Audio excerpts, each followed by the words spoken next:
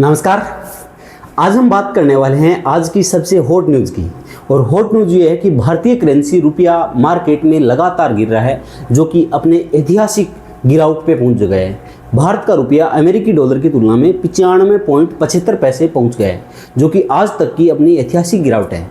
भारत के रुपये में लगातार गिरावट क्यों आ रही है और रुपये में गिरावट से भारतीय अर्थव्यवस्था को और आम व्यक्ति को क्या नुकसान हो सकते हैं, इन सब मुद्दों में हम चर्चा करने वाले हैं। दोस्तों, 27 फरवरी 2026 को ईरान अमेरिका वॉर शुरू होने के बाद में भारत का रुपया है वो लगभग 5% तक गिर चुका है, जो कि एशिया में सबसे अधिक गिरावट वाली मुद्रा बन चुका है। अब क्या कारण रहे हैं, सरकार को इसमें क्या करना चाहिए, हमारी सरकार रुपये की गिरावट को रोकने के लिए क्या कदम उठा सकती है और क्या करना चाहिए सरकार को। इसके अलावा हमारे ऊपर गिरता हुआ रुपया आम व्यक्ति की जेब पे किस प्रकार भारी हो सकता है, इन सब मुद्दों में हम चर्चा करने वाले हैं। तो बनिए अपने साथ शुरू करते हैं। सबसे पहले बात करें, भारत का जो रुपया है वो डॉलर के मुकाबले रिकॉर्ड न्यूनतम पहुँच गया है। 95.75 इंट्राडे ट्रेड में इतना पहुँच गया है और ये शाम को जब समापन हुआ तो 95.63 था और आज फिर ये 95.75 है। इसका एक सबसे बड़ा रीजन क्या है दोस्तों, युद्ध शुरू होने के बाद से जो एफपीआई है फॉरेन पोर्टफोलियो इन्वेस्टमेंट में, जो कि अल्पकाल के लिए जो भारतीय शेयर मार्केट में विदेशी निवेशक हैं जो कि भारत में पैसा लगाते हैं, अल्पकालिक और तरल लाभ के लिए जो पैसा लगाते हैं, वो युद्ध शुरू होने के बाद में लगभग 23 अरब डॉलर पैसा निकाल चुके हैं। लगभग 2 लाख करोड़ रुपए भारतीय बाजारों से पैसा निकाल चुके हैं। और जैसे ही ये पैसा निकालेंगे, भाई पहले इन्होंने यहाँ पर डॉलर है वो इन्वेस्टमेंट कर रखा था, निवेश कर रखा था, और ये पैसा निकालेंगे तो इनको क्या चाहिए, इनको डॉलर चाहिए।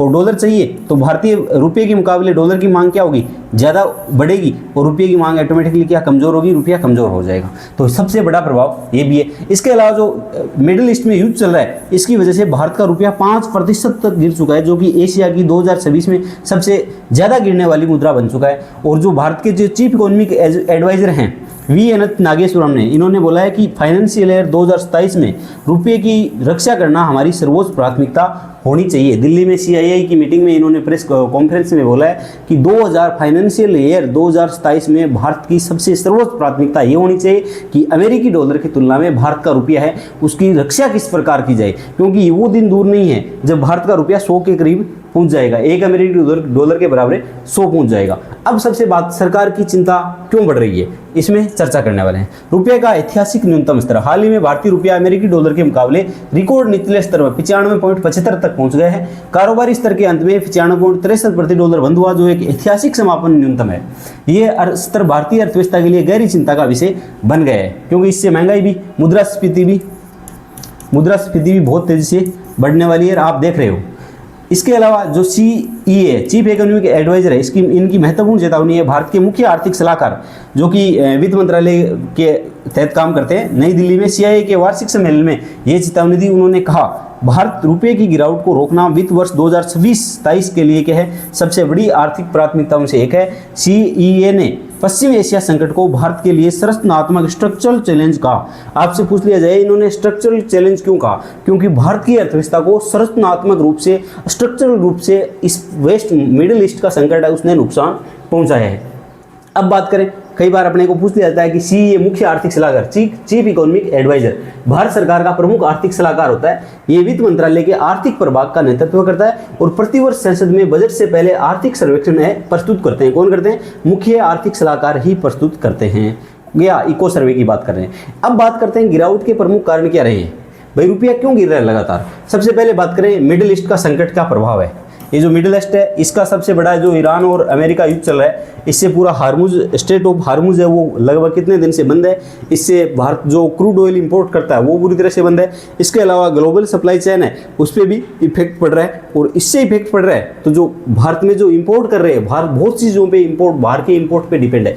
बात करें फर्टिलाइजर की, बात करें क्रूड ऑयल की, बात करें नेचुरल गैस की, सब चीज़ों पे क्या है बाहर से डिपेंड है। और वो चीज़ें टाइम पे नहीं पहुँच पाएगी तो सीधी सी बात पड़ी है, भारतीय रुपये पे दबाव आएगा, यहाँ पर मुद्रास्फीति बढ़ेगी और रुपया कमजोर होगा और डॉलर की मांग, और यहाँ पर जो अस्थिरता होगी, महंगाई होगी, तो जो बाहर के निवासी हैं, विदेशी निवेशक हैं भारत में, वो अपना पैसा जिन्होंने लगाया है, जो फॉरेन पोर्टफोलियो इन्वेस्टमेंट की बात करें, वो पैसा निकाल के ले जाएंगे और ले जाएंगे तो ऑटोमेटिकली डॉलर की मांग बढ़ेगी। डॉलर की मांग बढ़ेगी तो भारत का बीओपी संकट भी आने वाला है, तो ये भी एक समस्या हो सकती है।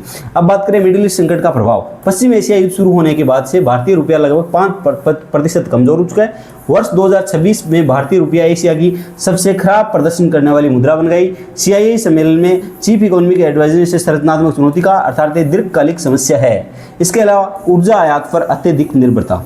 भारत अपनी ऊर्जा आयात पे लगभग 85% बाहर से इंपोर्ट करता है। भारत अपना लगभग 16% और 16-15% ही क्रूड ऑयल या फिर नेचुरल गैस है, ये भारत में प्रोडक्शन कर रहा है और 85% बाहर से आयात पे डिपेंड करता है। तो ऐसी सिचुएशन में सीधी सी बात पड़ी है, अगर ईरान या फिर सऊदी अरब या कतर या बहरीन अपने को तेल देंगे तो वो किस में लेंगे? भाई अपन तेल ले रहे हैं, उन तो रुपये में तो व्यापार करने से रहे, वो बोलेंगे हमें चाहिए डॉलर, और वो डॉलर में भुगतान करवाएंगे, हम उनको डॉलर देंगे, अपने पास क्या आ रहा है? तेल आ रहा है। अब ऐसी सिचुएशन में हमारा जो फॉरेक्स रिजर्व है, भारत के पास डॉलर का भंडार है, वो भंडार धीरे धीरे क्या होगा? कम होगा। और पिछले कुछ टाइम में बहुत बुरी तरह से वो गिर चुका है, क्योंकि फरवरी युद्ध शुरू होने से पहले से भारत के पास वो 710 बिलियन अमेरिकी डॉलर था, वो लगभग 690 बिलियन अमेरिकी डॉलर पे आ गया है। ये बात भी है। भारत अपनी ऊर्जा जरूरतों के लिए बड़े पैमाने पर आयात निर्भर करता है। लगभग 85% कच्चा तेल विदेशों से मंगाया जाता है, और जो ग्लोबल टेंशन है इसकी वजह से तेल की कीमतें बढ़ गई है, आयात बिल बढ़ गया है, और इससे डॉलर की मांग भी बढ़ गई है, और इसके कारण से रुपया कमजोर हो गया। अब आपको पता है जो युद्ध शुरू हुआ था उससे पहले 73 एक बैरल 73 अमेरिकी डॉलर एक बैरल तेल था, उसकी कीमत थी 73 अमेरिकी डॉलर था। अब वो बढ़ के कितनी हो गई है? 103-4 अमेरिकी डॉलर हो गई है एक बैरल।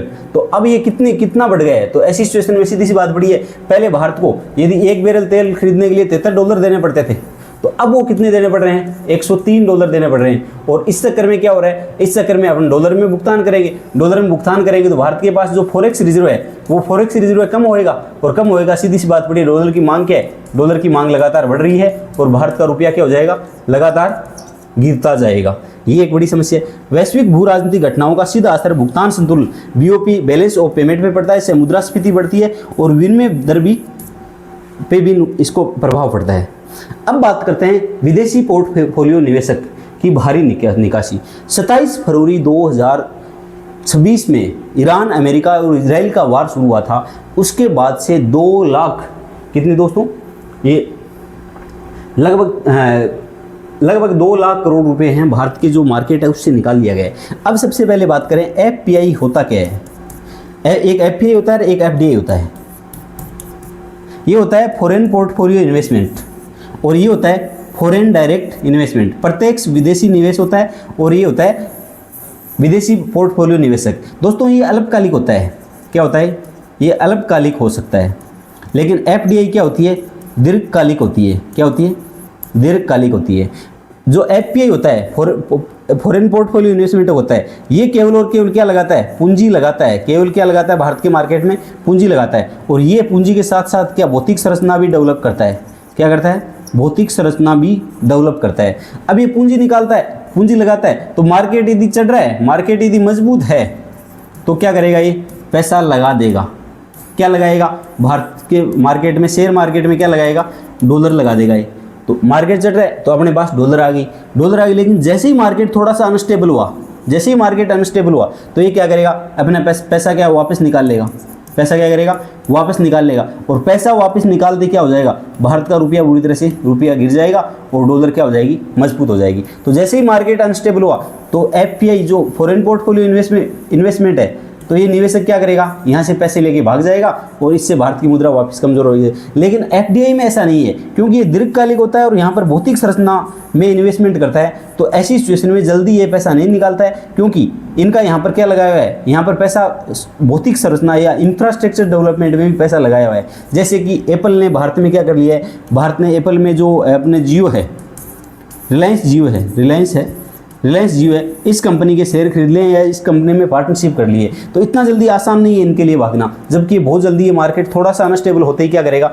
ये भाग जाएंगे। तो यहाँ पर थोड़ी रिस्क ज़्यादा है, लेकिन यहाँ पर प्रॉफिट भी ज़्यादा है। यहाँ पर रिस्क कम है, जैसे ही मार्केट अनस्टेबल हुआ ये भाग जाएंगे। तो ये भागने से भारत की अर्थव्यवस्था को क्या?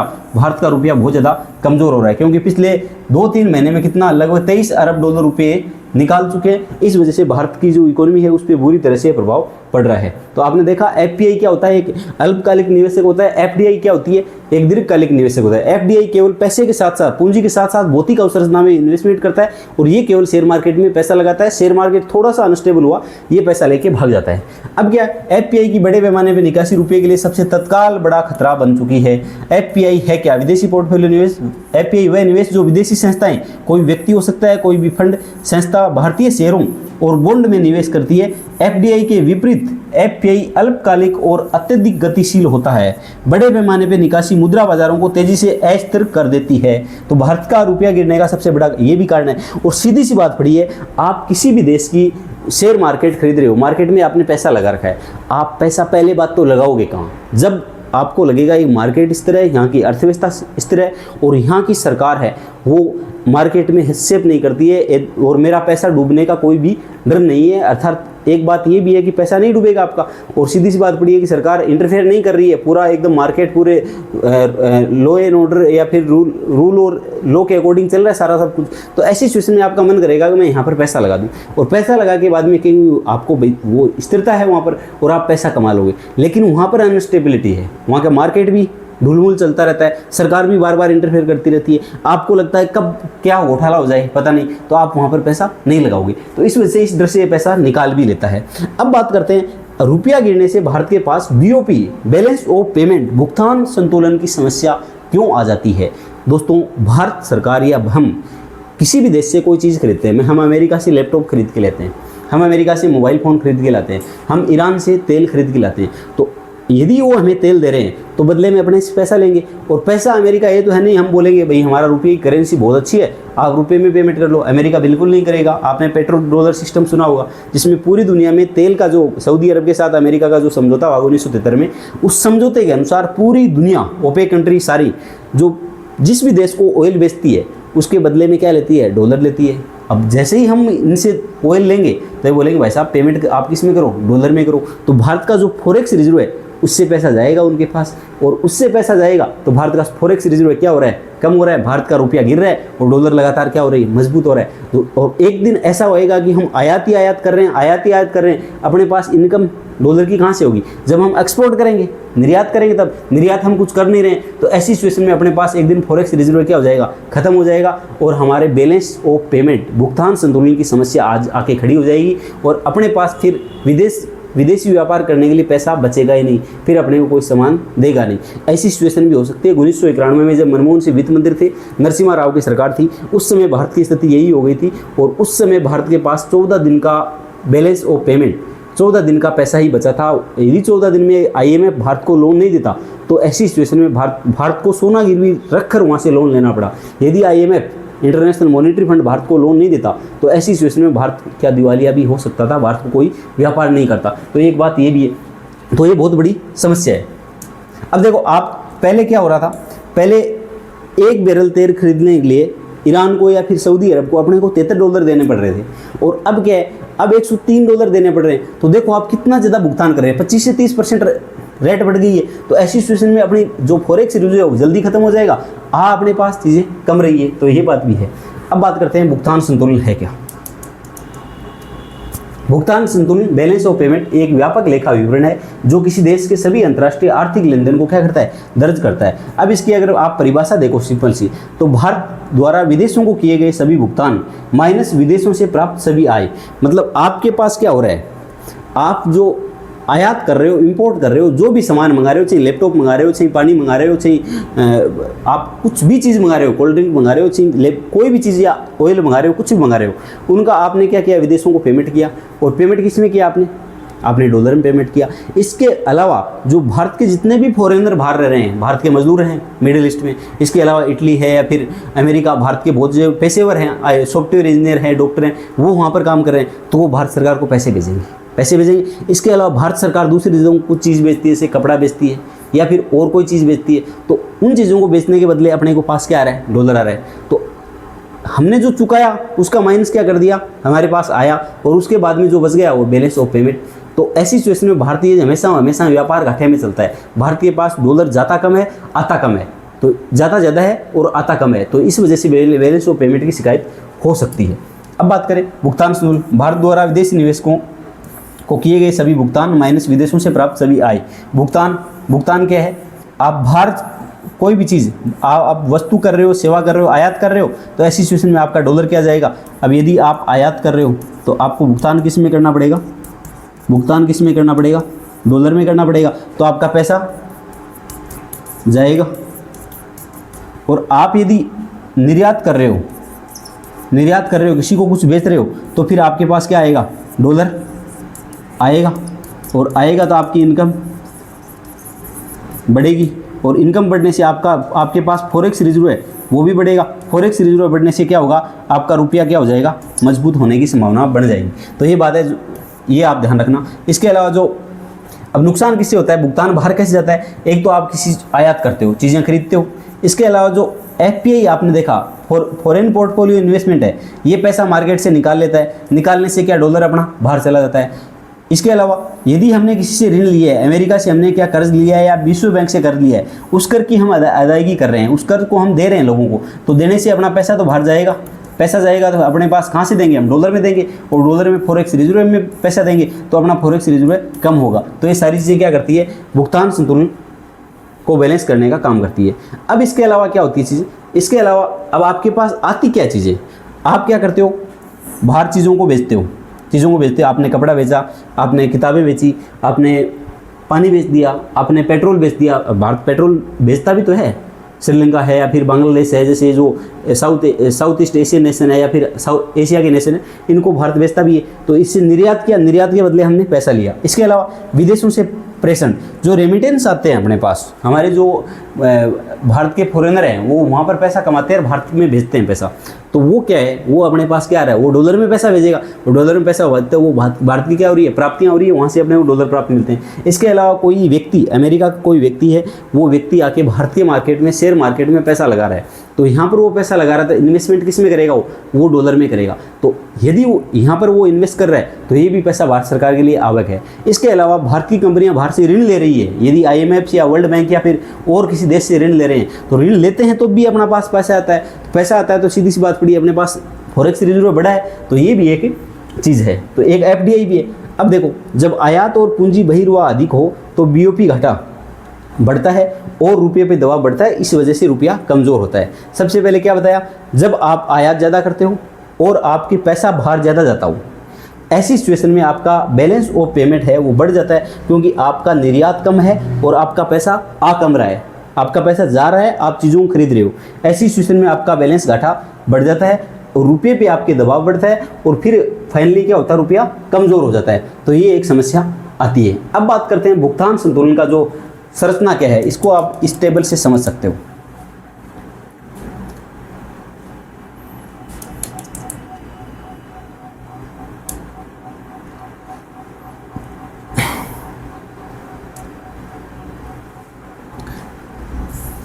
देखो, दो टाइप के खाते होते हैं, एक होता है चालू खाता, एक होता है पूंजी खाता।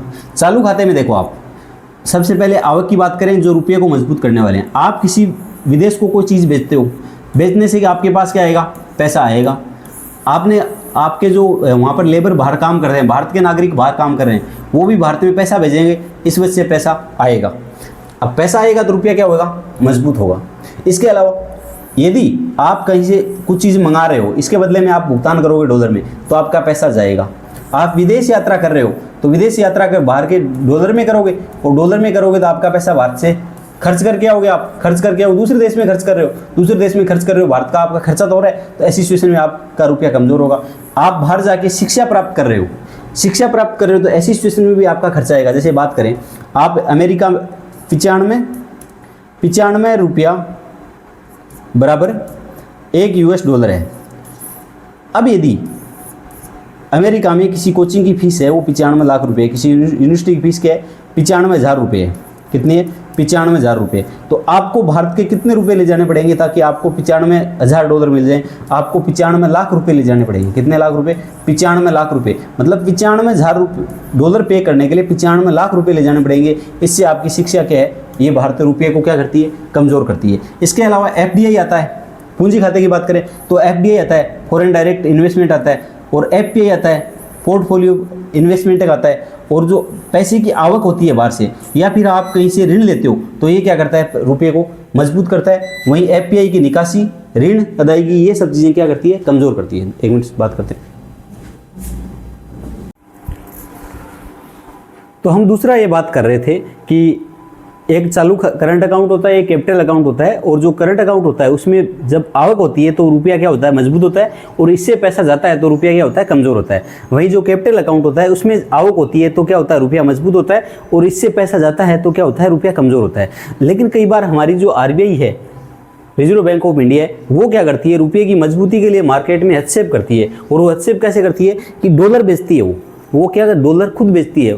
आरबीआई के पास जो रिजर्व है, भंडार है अपना, जो फॉरेक्स रिजर्व है उसका भंडार है, तो उसमें डॉलर बेचती है। बेचने से थोड़ा सा रुपया क्या होता है, मार्केट में रुपये को मजबूती मिलती है, तो इससे थोड़ा सा क्या करता है, कई बार रुपये को सारा मिल जाता है। लेकिन ये परमानेंट नहीं होता है, ये अल्पकालिक होता है, और इससे परमानेंट कुछ नहीं हो सकता है। इसलिए भारत की आरबीआई ने अब ये नियम बना लिया है कि हम रुपये को कब तक सहारा देते रहेंगे। इसलिए अब आरबीआई क्या ज़्यादा हस्तक्षेप करती नहीं है। इसके अलावा भाई रुपया कमज़ोर कब होगा, जब डॉलर खरीद कर रिजर्व बढ़ाता है, ये एक दूसरी बात होगी। अब हम मेन टॉपिक अपना ये है कि रुपये की कमजोरी से हमारी जेब पे, हम आम व्यक्ति की जेब पे क्या इफेक्ट पड़ने वाला है, इन सब चीज़ों की चर्चा करें। तो सबसे पहले बात करें, आयात महंगा हो गया और इससे महंगाई बढ़ना तय है। क्योंकि आपने देखा, जो एक बैरल जो कच्चा तेल था वो $73 में आ रहा था, वो 104 में आ रहा है, और हो सकता है इन फ्यूचर वो 120 में आए। तो ऐसी सिचुएशन, दुगुनी महंगाई हो गई है। तो अपने पे महंगाई, अभी तक तो सरकार ने पेट्रोल डीजल के दाम नहीं बढ़ाए हैं, लेकिन गवर्नमेंट, हमारे देश के प्रधानमंत्री लगातार ये कह रहे हैं कि इन चीज़ों का यूज कम करो आप, सब चीज़ें। तो अब ये 1-2 दिन में आपको ऐसी गुड न्यूज़ मिलने वाली है जिससे पेट्रोल डीजल के दाम बढ़ेंगे। क्योंकि हमारे पेट्रोलियम मंत्री हरदीप सिंह पुरी वो बार बार ऐसा कह चुके हैं कि हमारी जो पेट्रोलियम कंपनियां हैं वो बहुत ज़्यादा घाटे में चल रही है। प्रतिदिन वो लगभग हज़ारों करोड़ रुपए के घाटे में चल रही है। तो इनका कहने का मतलब है कि घाटा सह के कोई भी आपको पेट्रोल या कोई भी सुविधा देने वाला नहीं है। तो ये बात है, तो इनकी महंगाई बढ़े। तो भारत क्या कच्चा 85% तक आयात करता है, इससे डॉलर महंगा होने पर पेट्रोल डीजल और ज़्यादा महंगे हो सकते हैं। इसके अलावा इलेक्ट्रॉनिक सामान है, सही स्मार्टफोन हो, लैपटॉप हो, जैसे उत्पाद हैं, ये जो प्रोडक्ट हैं बाहर से क्या करते हैं, आयात करते हैं, और इनकी लागत महंगी होने से क्या ये भी महंगे होंगे और भारत में हम लोगों को भी महंगा मिलेगा। इसके अलावा फर्टिलाइजर की बात करें, किसानों के लिए कृषि लागत है ये बढ़ सकती है, क्योंकि हमारा यूरिया है, डीएपी वगैरह है, ये सारे के सारे हम क्या करते हैं, जैसे ओमान जैसे देश से क्या करते हैं, इंपोर्ट करते हैं, रसिया वगैरह देश से। तो वहाँ से बिल्कुल इनकी लागत बढ़ेगी। खासतौर से तो इनका प्रोडक्शन हो नहीं रहा है, क्योंकि इन देशों में अनस्टेबिलिटी है। और दूसरी बात, प्रोडक्शन हो भी रहा है तो जो लागत कॉस्ट है वो बहुत ज़्यादा बढ़ गई है। इसके अलावा जो ग्लोबल सप्लाई चेन है वो भी ठप हो गई है। तो अब वो इंपोर्ट भी नहीं कर पा रहे हैं, हमारा जो चीज़ें लाने का जो रूट है वो भी क्या सुरक्षित नहीं है। तो ऐसी सिचुएशन में हर तरीके से लागत बढ़ रही है, तो ये भी महंगे होने की संभावना है। इसलिए भारत के प्रधानमंत्री क्या बोलते हैं, किसानों को जैविक खेती की ओर बढ़ने के लिए बात कर रहे हैं। इसके अलावा हम मशीनरी की बात करें, उद्योगों की उत्पादन लागत बढ़ती है, वस्तुएं महंगी होगी। दोस्तों सीधी सी बात पड़ी है, जो कमर्शियल सिलेंडर है वो 2100 रुपये समथिंग का आता था, उसमें 900 कुछ रुपये 93 रुपये बढ़ा के वो 3000 के समथिंग आने लग गए। तो अब ये 3000 रुपये में आने लग गए हैं। ये एक होटल वाले के 3000 रुपये में सिलेंडर आ रहे हैं। तो सीधी सी बात पड़ी है कि वो पैसा घर से तो देगा नहीं, तो वो मिठाई चाय वगैरह किसी भी चीज़ में दाम तो राइज करेगा, और वो राइज पैसा होगा वो किस पे, आम आदमी की जेब पे पड़ने वाला है, कहाँ जाएगा वो। तो ये सब चीज़ें होने वाली है। इसके अलावा उसके पास, यदि होटल वाले के पास लाइट है, वो लाइट बहुत ज़्यादा महंगी, गवर्नमेंट उसके दाम बढ़ा रही है, क्योंकि गवर्नमेंट की भी जो लागत कॉस्ट है वो बढ़ जाएगी। तो ऐसी सिचुएशन में वो कहाँ से लेगा, होटल वाला है वो सारा का सारा खर्चा वो उपभोक्ता से लेगा, और उपभोक्ता आम आदमी पे पड़ेगा। तो एट द एंड सबसे ज़्यादा नुकसान होने वाला है वो आम आदमी का ही होने वाला है। ये सारी चीज़ें, अब देखो आयात महंगे कर रहे हैं क्योंकि उत्पादन लागत बढ़ने वाली है, और मुद्रास्फीति से इन्फ्लेशन बढ़ जाएगा और आम आदमी पर सीधा बोझ पड़ने वाला है। तो आने वाला टाइम है वो भारत में 1991 की आर्थिक मंदी की तरह। उस समय तो कम से कम ये था कि भारत के पास बैलेंस ऑफ पेमेंट पैसा नहीं था, क्योंकि भारत की अर्थव्यवस्था बंद थी, ग्लोबल इकोनॉमी नहीं थी, ग्लोबलाइजेशन नहीं किया हुआ था, निजीकरण नहीं किया हुआ था। इस वजह से अमेरिका उनका दबाव था कि आप संरचनात्मक सुधार करो और अपनी अर्थव्यवस्था को, हमारी जो एमएनसीज है, मल्टीनेशनल कंपनी है, उनके लिए खोल दो ताकि हम आप भारत में व्यापार कर सकें, वो बात थी। लेकिन अब है भारत की आने वाले 2-4 महीने वो बहुत ज़्यादा संकट के आने वाले। तो आप ये थोड़ी सी बात है। इसके अलावा अब सैलरीड पर्सन है उनके लिए भी समस्या आने वाली है। सैलरीड पर्सन है उनके लिए समस्या क्या है, उनकी इनकम फिक्स है, उनकी इनकम क्या है, फिक्स है, मजदूर की इनकम फिक्स है। तो अब इन लोगों के साथ समस्या क्या आने वाली है, भाई इनकम तो इनकी फिक्स है, लेकिन महंगाई क्या है, लगातार बढ़ रही है, और महंगाई बढ़ने से इन लोगों का फिर बजट पूरी तरह से बिगड़ जाएगा। आज ही रिपोर्ट आई है WPI WPI की रिपोर्ट में भारत में जो महंगाई दर है वो लगभग 8.45 लगभग 8% बढ़ गई है।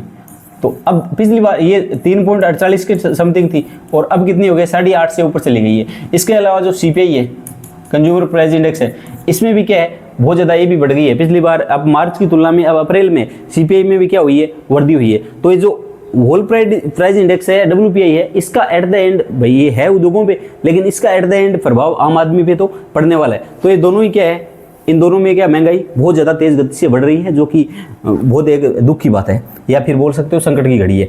विदेश में पढ़ाई और यात्रा का खर्च है बहुत ज़्यादा बढ़ने वाला है। विदेश में पढ़ाई का सालाना रुपये खर्च काफ़ी बढ़ जाता है। व्यवहारिक उदाहरण देखो, $85 1 लाख रुपए कीमत है, और यदि 85 रुपये बराबर $1 है, तो ऐसी सिचुएशन में 95 होते ही क्या 10 लाख रुपए सीधे बढ़ जाएंगे। तो ये भी समस्या है। विदेश यात्रा, मेडिकल पर्यटन, तीर्थ यात्रा, सब कुछ क्या हो सकता है, महंगा होने वाला है। अब बात करें विदेशी कर्ज का बढ़ता बोझ। जिन कंपनियों ने डॉलर में कर्ज लिया है, जो एक्सटर्नल कमर्शियल बोरोइंग, उनकी अदायगी लागत बढ़ जाएगी। सरकार का आयात बिल बढ़ता है, इससे फिस्कल डेफिसिट है वो भी बढ़ जाता है, और निर्यात को सीमित लाभ होता है। यदि कमजोर रुपया भारतीय वस्तुओं को विदेशी खरीदारों के लिए सस्ता बनाता है, ये सही बात है, लेकिन निर्यात प्रतिस्पर्धा इससे बढ़ती भी है। IT, सॉफ्टवेयर निर्यात, कपड़ा, दवाइयाँ अल्पकाल में थोड़ा लाभ उठा सकती है, परंतु कच्चे माल की आयात लागत भी बढ़ने से क्या हो सकती है, ये प्रॉफिट भी क्या हो जाता है, बहुत कम हो जाता है। तो ये इनमें पूरी समस्या है। अब देखो, इस रुपया कमजोर हो रहा है तो इससे नुकसान क्या हो रहा है, और किस किस क्षेत्र को नुकसान होने वाला है। तो सबसे पहले बात करें पेट्रोलियम और ईंधन, इनकी कीमतें तेजी से बढ़ रही है, और तेजी से बढ़ने से भारत का जो इंपोर्ट बिल है वो भी बढ़ रहा है, और भारत में महंगाई बढ़ने वाली है। ये बहुत अर्थव्यवस्था के लिए बहुत ज़्यादा नकारात्मक है। अब इसके इलेक्ट्रॉनिक्स का सामान है, चाहे लैपटॉप हो, चाहे मोबाइल हो, ये सारी चीज़ें हम इंपोर्ट करते हैं, और इनमें स्मार्टफोन, लैपटॉप वगैरह ये सारे महंगे हो, क्योंकि उनकी जो प्रोडक्शन लागत है वो भी बढ़ रही है, और इसके अलावा जो ग्लोबल सप्लाई चेन है वो भी ठप पड़ी है। तो ऐसी सिचुएशन में ये भी महंगे हो जाएंगे, और महंगे होने से भारत की अर्थव्यवस्था पर बुरी तरह से आम आदमी के बहुत ज़्यादा नुकसान होगा। पेट्रोलियम ईंधन वाला है, कीमतें तेजी से बढ़ेगी, महंगाई होने वाली है, नकारात्मक है। इसके अलावा विदेशी एजुकेशन है, ये सालाना फीस लाखों बढ़ जाती है। जैसे कि अब $85 रुपये बराबर $1 था, और वो बढ़ के कितना हो गया, 95 हो गया है, और 95 होने से डायरेक्ट इसमें कितना फर्क पड़ गया, 10 लाख का फर्क पड़ जाएगा। भाई 1 लाख पे 10 लाख का फर्क पड़ जाएगा, तो ये बात है। तो ये भी अर्थव्यवस्था के लिए बहुत ज़्यादा नकारात्मक है। उसके अलावा हम फर्टिलाइजर की बात करें, मशीनरी की बात करें, किसानों, उद्योगों की लागत भी बढ़ जाएगी, ये भी अर्थव्यवस्था के लिए नकारात्मक है। IT, सॉफ्टवेयर सेक्टर में बात करें, रुपये में कमाई बढ़ती है, तो ये थोड़ा सा अच्छी बात है, लेकिन ये लॉन्ग टर्म नहीं हो पाएगा। कपड़ा उद्योग है, ये वैश्विक बाजार में प्रतिस्पर्धा से फायदा उठा सकता है, लेकिन इसमें भी क्या दिक्कत है, इसमें भी लागत बढ़ेगी। लागत बढ़े से अपना जो बेनिफिट की बात करें, फायदा होता है या फिर लाभ है, वो लाभ कम हो जाएगा। तो यहाँ भी, लेकिन ये एक अच्छी चीज़ है। इसके अलावा विदेश यात्रा महंगी होने वाली है, बाहरी पर्यटन महंगा होने वाला है, तो ये नकारात्मक प्रभाव पड़ने वाला है। अब क्या होता है ऐसी सिचुएशन में, RBI और सरकार क्या करती है, रुपये को संभालने के लिए ये प्रयास करते हैं। और ये क्या प्रयास करते हैं, देखो भारतीय रिजर्व बैंक उपाय क्या करती है। भारतीय रिजर्व बैंक अपना जो डॉलर का भंडार है उससे क्या करती है, उससे पूर्ति करती है, वो बेचता है, डॉलर बेच देता है। RBI अपने विदेशी मुद्रा भंडार से डॉलर बेचकर बाजार में डॉलर की अतिरिक्त मांग को क्या करता है, अवशोषित करता है, अर्थात मांग को कम करता है, और कम करने से जो रुपये पे दबाव होता है, एक्स्ट्रा दबाव, वो दबाव कम हो जाता है। इसी रुपये को और तेज गिरावट से बचाया जा सकता है। हालांकि ये दीर्घकालिक समाधान नहीं है, अल्पकालिक समाधान है।